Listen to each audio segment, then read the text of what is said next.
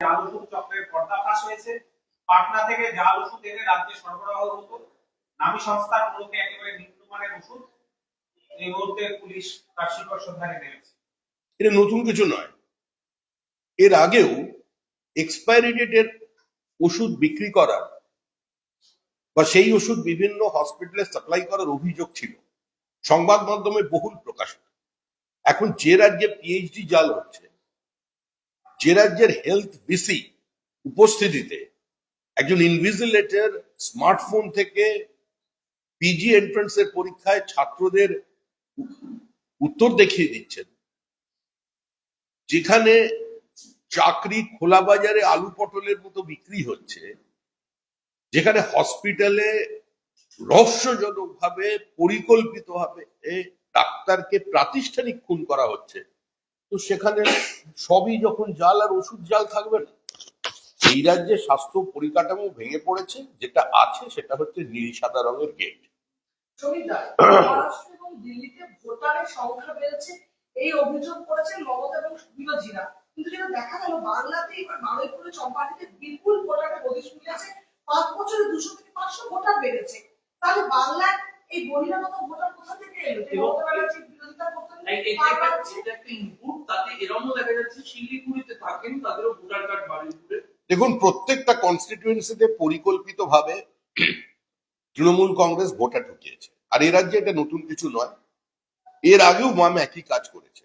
মুখ্যমন্ত্রী মমতা বন্দ্যোপাধ্যায় অনুপ্রবেশকারী তাদের ভোটার বানানো এর কারণে তিনি স্পিকারের টেবিলের ওপর কাগজ ছুঁড়ে ফেলে বেরিয়ে এসেছিলেন। আজকে সেই মুখ্যমন্ত্রী সরাসরি অনুপ্রবেশকে স্বাগত জানাচ্ছেন, এবং মুখ্যমন্ত্রীর দলের পক্ষ থেকে বলা হচ্ছে একজন বাংলাদেশীও যেন ভোটার তালিকার বাইরে না থাকে। অর্থাৎ রোহিঙ্গা এবং বাংলাদেশি মুসলিম অনুপ্রবেশকারীদের নিয়ে আসা, তাদের ভোটার লিস্টের নাম তুলে দেওয়া এবং তাদের মৌলবাদের কাছে আত্মসমর্পণ করার, এগুলোই হলো সবচেয়ে প্রকৃষ্ট উদাহরণ। কাকড়াতলায় তৃণমূলের গোষ্ঠীদ্বন্দ্ব এবং মারধর, মৃত্যু পর্যন্ত হয়েছে তৃণমূল কর্মী। সমস্ত ব্যবসায় প্রতিদ্বন্দ্বিতা আছে, কিন্তু যারা ব্যবসার মতো ব্যবসা করেন সেখানে প্রতিদ্বন্দ্বিতা অনেকটা মার্জিত। কিন্তু তৃণমূলের ব্যবসার পদ্ধতি হচ্ছে পেশি শক্তি, বন্দুক, বোমা, এলাকার দখলদারি। তো স্বাভাবিকভাবে একটা রাজনৈতিক দল যখন সমস্ত দুষ্কৃতীদের হাতে চলে গেছে এবং মূল লক্ষ্যই হচ্ছে টাকা তোলা, তো সেখানে সকলকে দিয়ে না খাওয়া কিংবা 75-25-এর যেটা ঠিক করে দেওয়া আছে দলের মধ্যে কর্মসূচি, সেটা থেকে বিচ্যুত হলেই এ ধরনের বোমাগুলি চলবে। যেখানে টাকা সেখানেই তৃণমূল। হ্যাঁ, তৃণমূল বনাম তৃণমূলই তো স্বাভাবিক।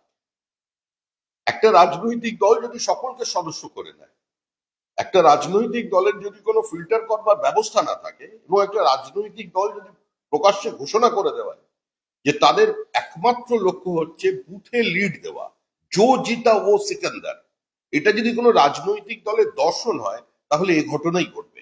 কিন্তু এক্ষেত্রে দেখা যাচ্ছে যে কাজল শেখ তার অনুগামী একজন, অন্যজন অনুব্রত মণ্ডলের অনুগামী। কাজল শেখ এবং অনুব্রত মণ্ডল একসময় তাদের দুজনের অনুগামীদের মধ্যে অনুগামী বলে কিছু হয় না, সবাই তৃণমূলের অনুগামী, সবাই দিদির সোনার টুকরো ভাই। উনি যেভাবে খুঁজে খুঁজে এনে বিভিন্ন জায়গায় মালা ঘেঁটেছেন, তো একটা দুটো ফুল তার মধ্যে থেকে ছিঁড়ে মাঝে মধ্যে পড়ে যাচ্ছে, এটা নিয়ে সমস্যা। হাওড়ায় ফের গুলি চলার ঘটনা ঘটলো। আমি আগে দেখলাম আইসিবি থেকে গুলি চালালেন নিজের হাতে, তারপরে আবার গুলি, এবার বাড়ির কাছে গুলিবিদ্ধ ব্যবসায়ী রাজেশ সিং। তিনি অবশ্য নিজেকে করেন, দুষ্কৃতীরা এসে গুলি চালিয়েছে। মোটিভ নিয়ে এখনো দ্বন্দ্ব। এত অস্ত্র, গুলি চালানো, কেউ ভাবতে যাচ্ছে না রাস্তায় যখন তখন খোলা গুলির মতো গুলি চলছে। ব্যবসায়ী শুট আউট। যেখানে পুলিশের আইসি 7mm রিভলভার থেকে গুলি চালালেন বা গুলি চালাতে বাধ্য হলেন, বা নিজেকে অনুপ্রাণিত বলে প্রমাণিত করবার জন্য বা নিজেদের দায়িত্ব এবং দায়বদ্ধতা প্রতিষ্ঠা করবার জন্য গুলি চালালেন নিজেই নিজেকে, যেটা আপনারা বলছেন, তো স্বাভাবিকভাবেই সে রাজ্যে অস্ত্র থাকবে। অস্ত্র উদ্ধার যেটা হচ্ছে সেটা তো ভাঙা রিভলভার, রিভলভারও বলা যায় না, ওয়ান শটার, চারিদিক থেকে দিকে অস্ত্র উদ্ধার হচ্ছে। আর কাউন্সিলরদের দেখা যাচ্ছে, তার অনুগামীদের দেখা যাচ্ছে 9mm রিভলভার নিয়ে প্রকাশ্যে রাস্তায় করছে। মালদায় এই যে বিষয়টি যে এই যে ব্যবসায়ীরা এত বড় করে আমাদের এখানে আমরা দেখলাম বিজিবিএস হলো বা বিনিয়োগ ব্যবসা শিল্প নিয়ে আলোচনা হচ্ছে, সেই সময় এরকম স্থানীয় ব্যবসায়ীরা সুতরাং হচ্ছে। দেখুন, এখন পর্যন্ত বিজিবিএস এর লক্ষ লক্ষ কোটি টাকার ঘোষণা হয়েছে। ঘোষণা করেছেন মুখ্যমন্ত্রী, ঘোষণা করেছেন অতীতের অর্থমন্ত্রী বা বাণিজ্য মন্ত্রী। বাস্তবে এর কতটা বিনিয়োগ হয়েছে তার শ্বেতপত্র সরকার প্রকাশ করতে পারবে না। গতবারে বিজিবিএস এ দেখা গেছে তৃণমূল কংগ্রেসের বিভিন্ন জেলার কর্মীরা খাবারের প্লেট নিয়ে দৌড়দৌড়ি করছে, ধাক্কাধাক্কি করছে। মুখ্যমন্ত্রী ডাকলে বড় শিল্পপতিদের যেতে হয়, তারা একটু আসেন, এখানে থাকেন, মঞ্চে দাঁড়িয়ে বলেন এত ভালো পরিবেশ তৈরি হয়নি, তারপরে যেখানে যাওয়ার ঠিক সেখানে চলে যায়। এই সরকারের রাজত্বকালে কত পুঁজি বাইরে চলে গেছে, যারা এখান থেকে সেই পুঁজি জেনারেট করেছিলেন তার পরিসংখ্যান আগামী দিনে আসছে। মালদায় কৃষ্ণনারায়ণ চৌধুরীপুর ডি কোম্পানি নামে প্রাণ নাশের হুমকি ঘটনায় পুলিশের উপর আস্থা প্রকাশ করেছে মণিপুরের বিধায়ক আব্দুর রহিম বশির। এবার মন্ত্রী যদি নিরাপদ না থাকে, প্রাক্তন মন্ত্রী নিরাপদ না থাকে, সাধারণ মানুষের নিরাপত্তা কোথায়? ডি কোম্পানি প্রকাশ্যে হুমকি দিচ্ছে। এই ডি কোম্পানিটা কি দুলাল কোম্পানি নাকি সেটাও আমার জানা নেই। কারণ এ তো মালদায় এটা চলবেই। কৃষ্ণেন্দুর সঙ্গে যে সম্পর্ক ছিল, ওই কি তিওয়ারি যেন, হ্যাঁ, নন্দু তিওয়ারি, সেই দুষ্টু মিষ্টি সম্পর্কের কথা সকলের জানা।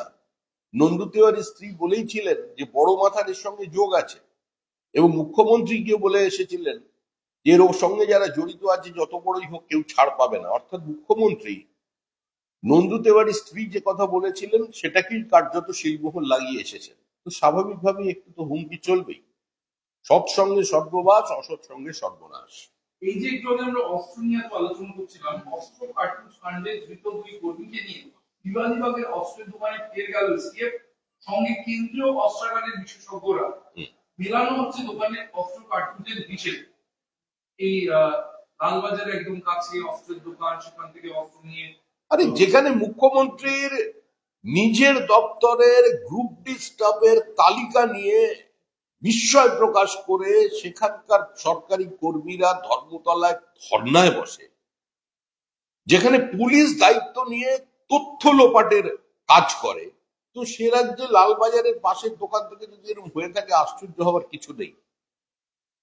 এখন পুলিশ হঠাৎ কার্তুজের পিছনে পড়েছে। 9mm রিভলভার গুলো কোথায়? চাইনিজ শটগান যেগুলো বিভিন্ন সময় দেখা গেছে উত্তর 24 পরগনা, দক্ষিণ 24 পরগনার বিভিন্ন জায়গায়, সেগুলো কোথায় গেল? একটাও ধরা পড়েছে?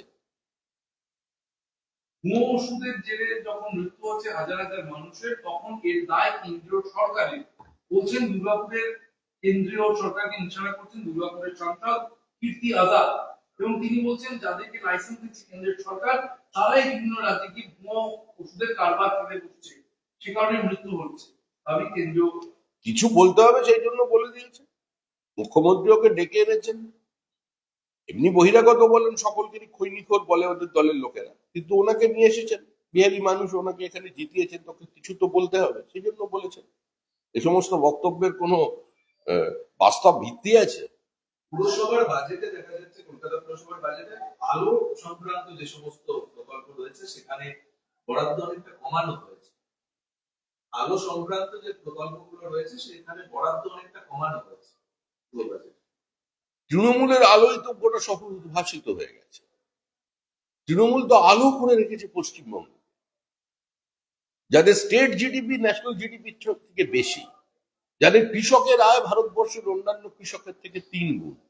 সমস্ত জায়গায় যখন এগিয়ে বাংলা, এবং বাংলাই এত আলো জ্বালিয়ে দিয়েছে, তখন নতুন করে আলো কমালে আপনাদের আপত্তি কোথায় থাকছে?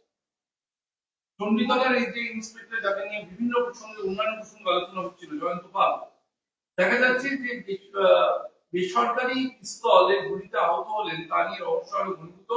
কেন একজন পুলিশ আধিকারিকের কাছে বেআইনি পিস্তল বা তার যে সরকারি পিস্তল তার পিস্তল নয়, সেটা এলো কোথা থেকে, এবং সেই পিস্তল ঘটনাস্থলের কাছে একদিন পর উদ্ধার করা হলো আইসি নিজেই ফেলে দিয়েছিলেন প্রমাণ লোপাটের জন্য।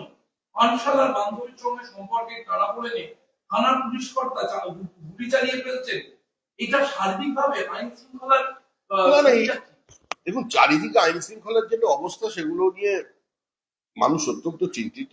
কে কোথায় বান্ধবীর সঙ্গে দুষ্টুমি করতে গিয়ে গুলি চালিয়েছে সেটা নিয়ে খুব একটা বেশি চিৎকার চেঁচামেচির কোনো প্রয়োজন নেই।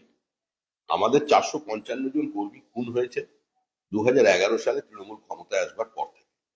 এরকম ঘটনা হয়, সেগুলো নিয়ে আর একটু যদি আলোকপাত করে মানুষ ভালো লাগবে। সুবিধা বসিরহাটে আজকে আপনাদের একটি কার্যালয় কার্যালয়ে তালা ঝুলিয়ে দিয়েছেন বিজেপির কর্মীরা। মন্ডল সভাপতি নির্বাচনে তাপস জেলার সভাপতি তার প্রভাব খাটিয়ে একজন মন্ডল সভাপতি করেছেন এই স্বজন পোষণের অভিযোগ করে একটি পৌর মন্ডল অফিসে বিজেপি কর্মীরা এসে কোন পৌরমণ্ডল অফিসে? বসিরহাট যে বিভিন্ন জায়গায় পোস্টার করেছে, তালা ঝুলছে। কারণ এগুলো যদি কেউ করে থাকে তারা বিচ্যুতি, হয়তো দলে নতুন এসেছে, এখনো বিজেপি সংস্কৃতি বুঝে উঠতে পারে। আমাদের যে সাংগঠনিক প্রক্রিয়া যেভাবে নির্বাচন হচ্ছে সেটা অত্যন্ত গণতান্ত্রিক ব্যবস্থা, এবং সেখানে শুধুমাত্র কোনো জেলা সভাপতির কথায় কেউ মন্ডল সভাপতি হয়ে যাবে এটা মনে করার কোনো কারণ নেই। বিষয়টি এইমাত্র শুনলাম, বসিরহাটের লোকজনের সঙ্গে আমি কথা বলবো। এই প্রসঙ্গে একটি বিষয় আপনাদের একেবারেই সাংসারিক বিষয়, তবুও এই যে আজকে আপনারা বৈঠকে বসেছেন, আমরা দেখলাম যে কেন্দ্রীয় বিজেপি নেতৃত্ব হিসেবে সুনীল বানসাল তিনিও আজকে বৈঠকে উপস্থিত রয়েছেন। যে সময়কাল আমরা যেটুকু জানি যে মন্ডল নির্বাচন এবং জেলা নির্বাচনের মাঝের একটি পর্বে আপনাদের এই গুরুত্বপূর্ণ বৈঠক, সেই বৈঠকের বিষয় যদি কিছু বলেন। এই বৈঠকের বিষয়ে কিছু বলতে পারলে আমার আপনাদের ভালো লাগতো, কিন্তু এই বৈঠকটা সম্পর্কে আমি কিছু বলতে পারবো না, কারণ আমি যে কোনো মূল্যে দল থেকে বহিষ্কৃত হতে চাই না। বলছি এরপরে কি জেলা সভাপতিদের জেলা সভাপতিদের তালিকা প্রকাশ করবেন আপনারা? এর পরের ক্রমে জেলা সভাপতিদের তালিকা সভাপতির কথা হলো আর মানে আপনাদের সংসদের এই রান্নাটা কতদূর এগিয়েছে? জেলা সভাপতিদের নাম প্রকাশ এটা এইভাবে প্রকাশিত হয় না, আর হলেই বা আপনাকে বলবো কেন, কিন্তু পার্টির জন্য যখন হয়ে যাবে জানতে পারবে। এই যে তৃণমূল কর্মী হ্যাঁ, বর্তমানে যিনি বিজেপি করেন, চিনু হাজরা 78 কোটি টাকা তার বিরুদ্ধে দুর্নীতির অভিযোগ তৃণমূল কংগ্রেস বলছে যে যেহেতু বিজেপি করে তাই সিবিআই তাকে ধরছে।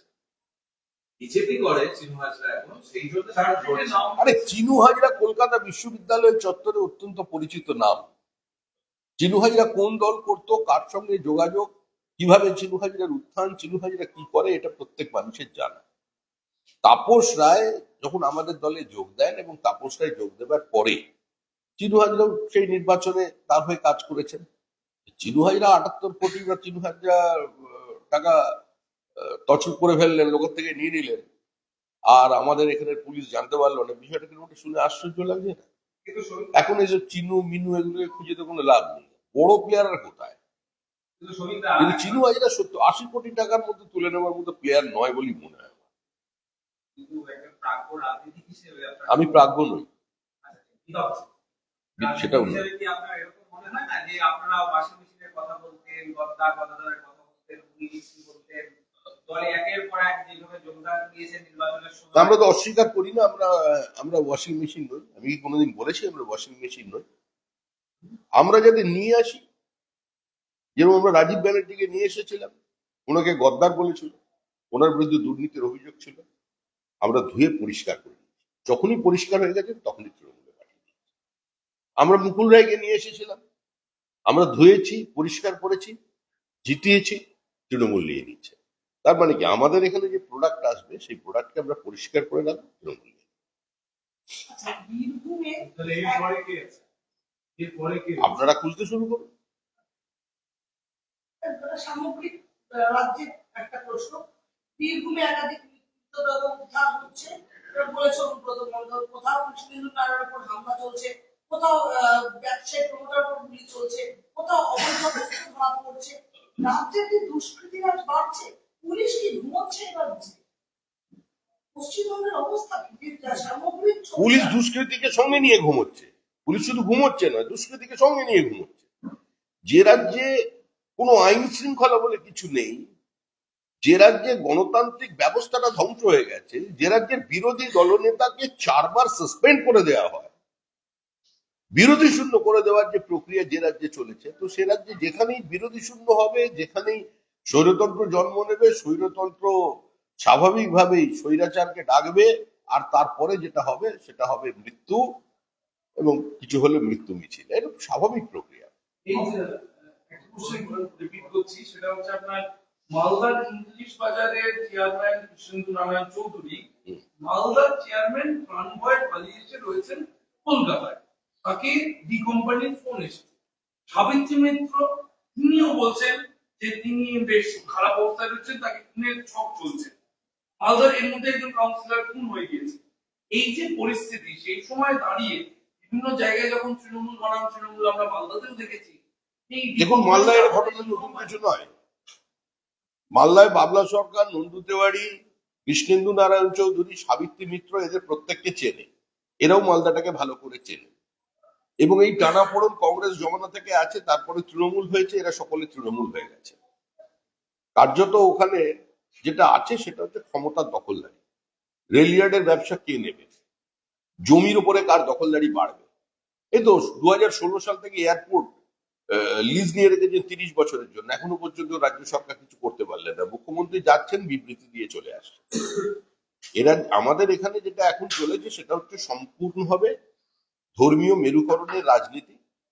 মুখ্যমন্ত্রীকে আমরা আবেদন জানিয়েছি, তিনি ধর্মপ্রাণা, তিনি নিয়ম করে কালী পুজো করেন, তিনি পয়লা বৈশাখে প্রথম পুজো দেন কালীঘাট মন্দিরে, তিনি একবার কুম্ভ স্নান করতে যান। এত কথা যিনি যখন কুম্ভতে বলছেন, আমরা চাই উনি একবার কুম্ভ স্নানে যান 26 তারিখে। ত্রুটি বিচ্যুতি যেগুলো ওখানকার সরকার সামলাতে পারেনি, এ বিষয়ে তিনি যোগীজিকে উপদেশ দিয়ে আসবেন, তাকে স্বাগত থাকবে। যদিও আমরা জানি উনি যাবেন না, উনি কুম্ভ স্নানটাকে ব্যবহার করছেন বা কুম্ভকে আক্রমণ করছেন শুধুমাত্র কিছু মৌলবাদী তুষ্টিকরণের জন্য।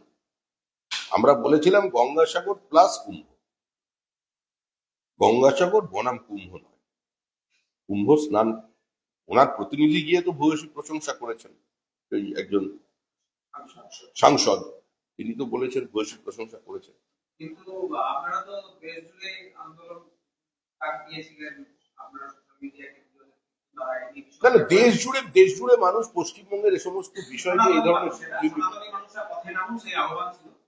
কিন্তু প্রশ্ন হচ্ছে, মুখ্যমন্ত্রী এই বিষয়ে এখনো পর্যন্ত তার পরবর্তী কোনো মন্তব্য করেননি। না, মুখ্যমন্ত্রী উল্টে আজকে শোভনদেব চট্টোপাধ্যায় ফের মৃত্যু কুম্ভ উচ্চারণ করেছে।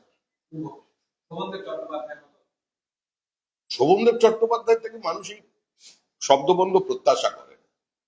ওনার বয়স হয়েছে, কারণ ওদের নবীন প্রবীণের একটা কি ব্যাপার আছে, সরিয়ে দেওয়ার ব্যাপার আছে, সেই ভয়ে হয়তো উনি বলেছেন। কয়েকদিন আগে মমতা বন্দ্যোপাধ্যায় বলেছিলেন অরূপ বিশ্বাসের কাছে তৃণমূলের নাম পরিবর্তনের জন্য নাম জমা দিতে, কিন্তু বহু বিধায়ক নাম নতুন করে জমাই দিতে চাইছে না। তার কারণ তাদের বক্তব্য এরা পরীক্ষিত ফলে এরাই থাকবে। এই যে জেলা নেতৃত্বের সঙ্গে রাজ্য নেতৃত্বের মতের ফারাক, এটা আমাদের বিষয় না আপনারা কি ফায়দা তুলতে পারবেন? আপনারা বিরোধী দল, আমরা এভাবে কোনো ফয়দা তোলার রাজনীতিতে বিজেপি বিশ্বাস করি। আমাদের নির্দিষ্ট মতাদর্শ আছে, নির্দিষ্ট কর্মসূচি আছে। আমরা মনে করি রাজনীতি হচ্ছে একটা ভাবনা বনাম আরেকটা ভাবনার লড়াই, একটা কর্মসূচির পাল্টা আরেকটা কর্মসূচির লড়াই। আমরা সেভাবে আমাদের নিজেদের এজেন্ডা নিয়ে এগিয়ে যাব। তবে এটুকুনি বলতে পারি যে এই যে মুখ্যমন্ত্রী এ রাজ্যে যে বিভাজনের রাজনীতির জন্ম দিয়েছেন, তাতে শুধু বিজেপি নয়, একদিন বিজেপির এই কথা নিয়ে সমস্ত মানুষই রাস্তায় নামবে বাঁচতে গেলে। এই যে রাজনীতি মানে কর্মসূচি বনাম কর্মসূচি, মতাদর্শ বনাম মতাদর্শের লড়াই, কিন্তু রাজ্যে এত ইস্যু, অস্ত্র বর্ষণ চলছে, বিরোধী দলের কর্মসূচিতে বড়ই বাড়ন্ত, এমনটাই বলছে জনগণরা। সংগঠন পর্ব মিটলে বিজেপি কি কর্মসূচিতে ফিরবে? কর্মসূচির সঙ্গে সংগঠন পর্বের কোনো সম্পর্ক নেই। আমরা কখন কিভাবে কোথায় আন্দোলন করব সেটা আমরা ঠিক করব। মানুষ যখন চিন্তা করছেন, আপনার কথা মতো মানুষ যখন এতটা আগ্রহ প্রকাশ করছেন, তার মানে বিজেপি প্রাসঙ্গিক। কারণ মানুষ এটা বোঝেন যে দিল্লিতে ভাই গেছে, এখানে দিদি ভাই চলে যাবে। আসামে বিধানসভায় শুক্রবার অধিবেশন চলাকালীন নামাজ পড়ার জন্য শুক্রবার 2 ঘন্টা অফ দেওয়া হতো, সেটা আপাতত ওখানকার সরকার বন্ধ করেছে। বলছে নির্দিষ্ট পুজো বা নামাজের জন্য ওই সময় ছুটি দেওয়া যাবে না। আপনারা বিষয়টা কিভাবে দেখছেন? না, আমি আসামের না, গোটা দেশে কি ধরনের নিয়ম চালু হওয়া উচিত। এইসব বিষয় আমি কিছু আসামের বিষয়ে আমি কিছু বলতে পারবো না, যদিও আমার জন্মস্থান আসাম। আমি এটুকুনি জানি ওখানে কামাখ্যা মন্দির আছে আর এপাশে নামঘর আছে। তো এখন এইসব জানি, এসবের মধ্যে নামাজ কে কোথাও পড়বে পড়বে না এইসব নিয়ে বিতর্কে আমরা থাকতে চাই না। আর বাংলাদেশে দুদিন আগে ঘটনা ঘটেছে, রাতে বাসকে মহিলাদের নামিয়ে 8 জন মহিলাকে ধর্ষণ করা হয়েছে। কোন ঘটনা? এটা ওরা সরকারের কর্মসূচির মধ্যে পড়ে। হিন্দু মহিলাদের তুলে নিয়ে গিয়ে ধর্মান্তরিত করা, জোর বলপূর্বক বিয়ে করা বা ধর্ষণ করলে কেউ কেউ মনে করে তাদের একটা মহাকাশে অন্য কোথাও চলে যেতে পারেন, এরকম কিছু মানুষের বিশ্বাস আছে। আর সেই বিশ্বাসের যে মানুষজন আছে তারাই এখন বাংলাদেশ সরকারটা চালাচ্ছে, ফলে এগুলো করবে।